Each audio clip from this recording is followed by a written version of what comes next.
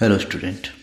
आज की इस वीडियो में मैं व्यावसायिक अर्थशास्त्र अर्थात बीकॉम फर्स्ट ईयर के स्टूडेंट्स के लिए बीकॉम का मोस्ट इम्पॉर्टेंट टॉपिक जो हर साल लॉन्ग में एग्ज़ाम में पूछा जाता है, यानी कि ब्याज के उधार दे को सिद्धांत, the loanable funds theory of interest के बारे में बताने जा रहा हूँ कि ब्याज के उधार दे को सिद्धांत और किस मतलब ब्याज के दर की निर्धारण करने का एक सिद्धांत है।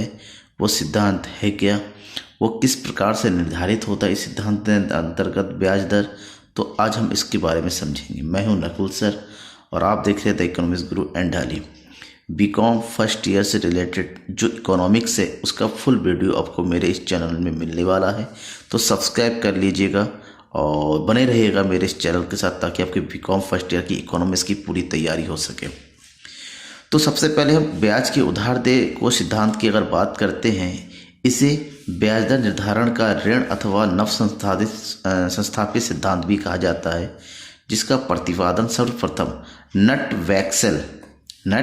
वेक्सेल जो कि स्वीडन के अर्थशास्त्री थे उन्होंने किया था। और उन्होंने इसके प्रतिपादन करने के बाद इस सिद्धांत को यानी कि ब्याज के उधार दे को सिद्धांत को रॉबर्टसन और गुन्नार मिडल ने जो इसको विस्तृत एवं विकसित रूप प्रदान किया, मतलब इसकी व्याख्या की, इसको सरल तरीके से लोगों के सामने प्रस्तुत किया, किस प्रकार से निर्धारित होता है, इसके कौन कौन से पक्ष है, इसके बारे में रॉबर्टसन और गुन्नार मिडल ने बताया। अब बात करते हैं इस सिद्धांत के बारे में। यह सिद्धांत ब्याज दर निर्धारण करने में वास्तविक यानी कि वास्तविक मतलब क्या, गैर मौद्रिक और मौद्रिक दोनों प्रकार के तत्वों को शामिल करता है। अब यहाँ पर दो चीज़ें, एक है गैर मौद्रिक और एक मौद्रिक। मौद्रिक मतलब ऐसे तत्व जिसको मुद्रा के माध्यम से व्यक्त किया जा सकता है, लेकिन उसके बावजूद कुछ ऐसे पक्ष भी रहता है जिसको मौद्रिक यानी कि मुद्रा के रूप में व्यक्त नहीं किया जा सकता है। इस सिद्धांत के अंतर्गत दोनों ही पक्षों को इसमें शामिल कर लिया जाता है। इस सिद्धांत के अनुसार ब्याज दर का जो निर्धारण होता है वो उधार दे कोष की मांग, उधार दे कोष मतलब लोन या फिर कर्ज या फिर उधार की मांग और उसकी पूर्ति के सापेक्षिक शक्तियों के संतुलन द्वारा होता है। यानी कि यहाँ पर ब्याज दर निर्धारण के लिए जो जरूरी पक्ष है वो है उधार कोष की मांग और उधार कोष की पूर्ति। इन दोनों के संतुलन के द्वारा ब्याज दर का निर्धारण होता है। ये यूं कहें कि जिस बिंदु पर उधार दे कोष की मांग और उधार दे कोष की पूर्ति आपस में बराबर होती है, इक्वल होती है, उस बिंदु पर हमारा ब्याज दर का निर्धारण होता है। दैट मीन्स इस सिद्धांत के अनुसार उधार कोष दे यानी कि ऋणों की मांग और ऋणों की पूर्ति आपस में बराबर होती है, जिस बिंदु पर वही बिंदु पर हमारा जो है ब्याज दर का निर्धारण होता है। कैसे होता है इस चित्र के माध्यम से समझिए। ग्राफ है, ब्याज दर लेंगे हम y एक्स पे और यहाँ पर लेते हैं हम उधार दे कोष की मांग। मान लीजिए ये है ऋणों की सप्लाई, ठीक है ना, उधार दे कोष की पूर्ति जिसको बोलते हैं, और उस बिंदु पर हमारा ये है उधार दे कोष की मांग यानी कि डिमांड। अब जिस बिंदु पर ये दोनों आपस में बराबर होंगे, इस बिंदु पर इन दिस यहाँ पर D इक्वल टू क्या है, S है। दैट मीन्स ऋणों की मांग और ऋणों की पूर्ति आपस में इस बिंदु पर बराबर, यानी कि ये हमारा क्या कहलाएगा, E बिंदु E। इस बिंदु पर जो भी दर तय होता है that is called R rate, और इस बिंदु पर जो भी क्वांटिटी हमारी तय होती है इस क्वांटिटी को इस दर पर जो है दिया जाना होता है। मांग और पूर्ति यहाँ पर हमारी बराबर है। तो जिस बिंदु पर हमारा मांग और पूर्ति उधार दे कोष की बराबर होती, उस बिंदु पर जो है ब्याज दर का निर्धारण होता है। अब बात आती है, अगर उधार दे ऋणों की मांग अगर पूर्ति से ज़्यादा हो तो ब्याज की दर ऊपर की ओर बढ़ जाएगी। बिल्कुल इस तरह से ब्याज ज़्यादा है तो यहाँ पर आ जाएगी। अगर पूर्ति ज़्यादा है और डिमांड कम है, दैट मीन्स ये जो है ब्याज दर नीचे की ओर आ जाएगी इस तरीके से, ठीक है ना, यहाँ पर नीचे की डाउन हो जाएगी। तो ये निर्धारित यह डिपेंड करता है कि ऋणों की मांग कितनी है और ऋणों की पूर्ति कितनी है। अगर दोनों मांग के अनुसार पूर्ति है या पूर्ति के अनुसार मांग है तब तो संतुलित ब्याज दर होगा, वरना ये ऊपर या नीचे जा सकता है। ठीक है, और ये जिसको हम असंतुलित ब्याज की दर कहते हैं।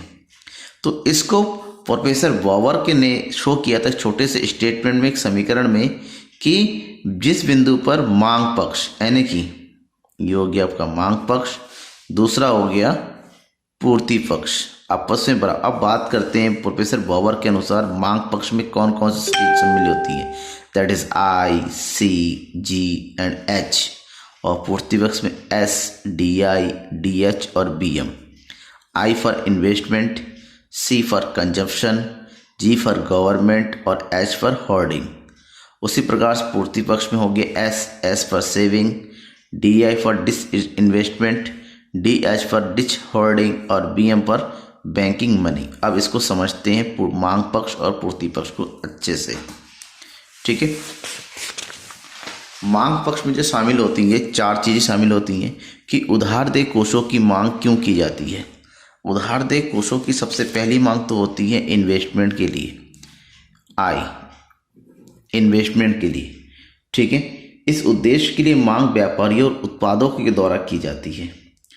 उत्पादक तथा विनियोजक इस कोष की मांग तब करते हैं जब तक उनके द्वारा किया गया उत्पादन उनके द्वारा दिए जाने वाले ब्याज से अधिक रहता है, यह बराबर हो जाता है।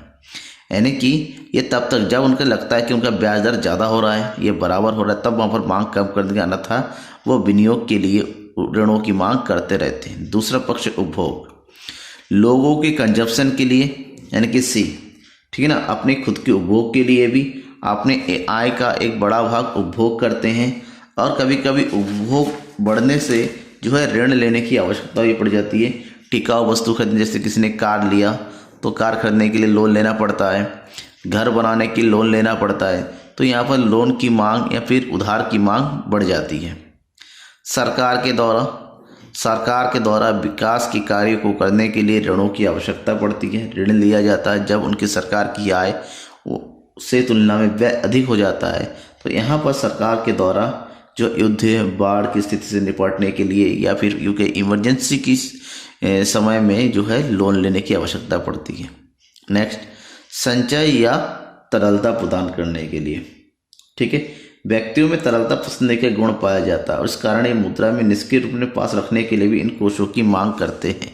अर्थात यहाँ पर लोग अपने पास पैसा यानी कि कैश रखने के लिए भी जो है लोन लेने की जरूरत मांग करते हैं, जिसको हम एच के थ्रू दिखाते हैं। अब बात ये करती हैं कि चलिए ठीक है, लोगों ने उधार मांगा अपने आवश्यकता की पूर्ति के लिए, that is I, C, G, H, जो कि कुल मांग को बनाता है, यानी कि ऋणों की कुल मांग को। अब उधार देय कोषों की पूर्ति आखिर होती कहाँ है? सबसे पहले इसकी जो पूर्ति होती है बचतों से। लोग अपनी आय का एक बड़ा भाग उपभोग करते हैं, तो उपभोग करने के बाद आय माइनस उपभोग के बाद जो भी बचता है उस बचत का प्रयोग वो कहीं ना कहीं जो है मार्केट में करते हैं या बैंक में जमा करके करते हैं या कहीं पर इन्वेस्टमेंट करके करते हैं। तो इसे हम जो है कोषों की पूर्ति का सबसे बड़ा मद मानेंगे। दूसरा, अविनियोग, लोग कहीं पर इन्वेस्टमेंट करते हैं आय की कामना के, जब उनको आवश्यकता पड़ती है तो उस विनियोग को वहां से निकाल के उसकी सप्लाई जो है लोन के रूप में भी किया जाता है, that is called disinvestment, DI। अब संचय का मतलब लोग जो है अपनी बचत को कहीं पर जमा करके रखा जाता है, संभाल कर रखा जाता है, एक बचत कोष बनाया जाता है जिसको हम संचय कहते हैं। इस कोषों के द्वारा भी जो है आपकी उधार देय कोष यानी कि ऋणों की पूर्ति की जाती है, जिसको हम DH हम कहते हैं। और लास्ट है बैंक शाख। उधार देय कोषों की पूर्ति में बैंकों के द्वारा शाख का निर्माण करके भी की जाती है। बैंक द्वारा जो है लोन की पूर्ति शाख निर्माण करके दिया जाता है, जिसको बोलते हैं क्रेडिट क्रिएशन। और क्रेडिट क्रिएशन किस तरह से किया जाता है, शाख का निर्माण किस तरह से किया जाता है, मैं आपको एक लिंक दूंगा, डिस्क्रिप्शन में जाइएगा, आपको उस लिंक में जो है शाख का निर्माण किस तरह किया जाता है बैंकों के द्वारा उसके बारे में पूरा दिया होगा।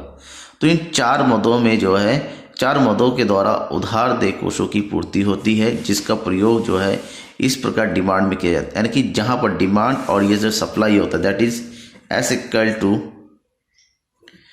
Supply equal to saving plus disinvestment plus disholding plus bank money.